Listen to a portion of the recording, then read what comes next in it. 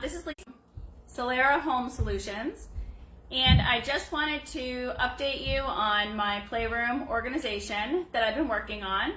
So last time I saw you, I had bins of toys everywhere and it was like a disaster. So now I've organized them into these two shelving units right here. And I just wanted to talk about how I decided where things were going to go and then labels.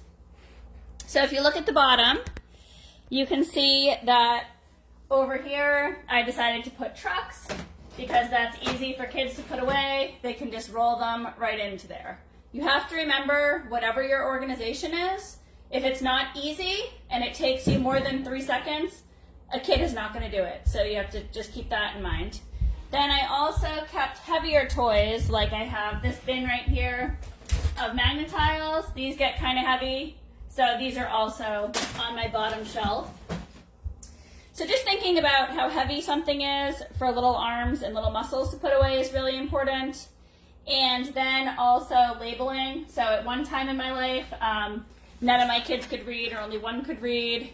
So I had these little labels of the pictures of each toy.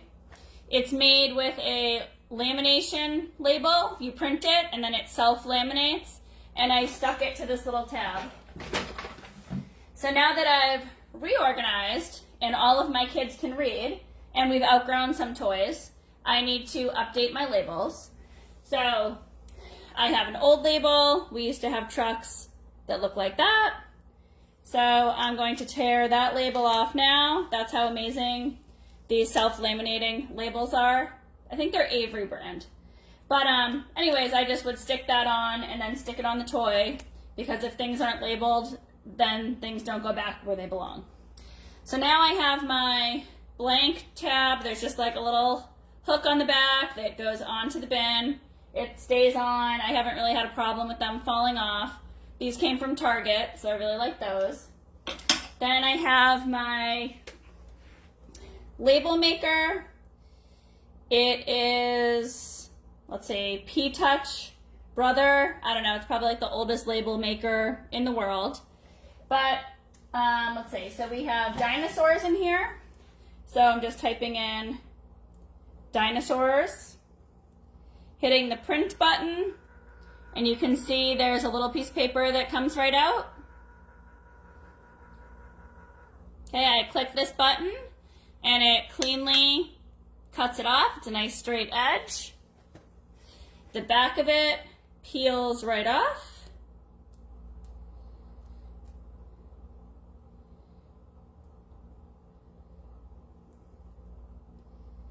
Okay, so now I have this sticky label, and I'm going to take my one that I just peeled the picture off of, and I never am good at putting things on straight, so I'm not going to worry too much about that, but I am going to put it on here.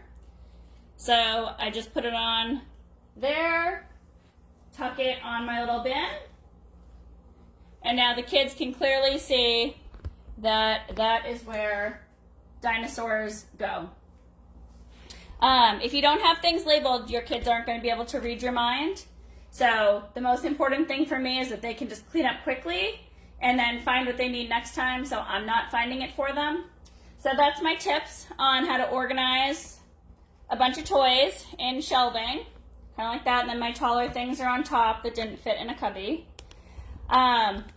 Something else I wanted to let you know was this took me less than an hour to get them from the pile of stuff that you saw before to here. So if you're looking around your house and you're thinking, wow, this is going to take me forever, like I have so much stuff just piled up here, and you're like, I can't hire a home organizer because it would take them 20 hours to go through my things and I can't afford 20 hours.